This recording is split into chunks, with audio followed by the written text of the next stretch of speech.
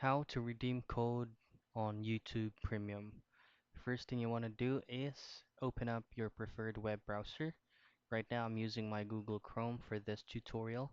And once you pull up your preferred web browser, just head to youtube.com.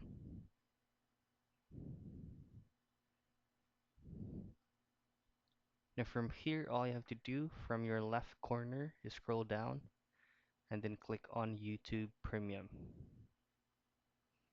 Now, usually it will show here, and one of the options right here is actually redeem code. Now in my case, it's not actually showing up here. So what you need to do if that option is not showing here, the redeem code option is not showing, just click on your current URL and then change the premium to redeem.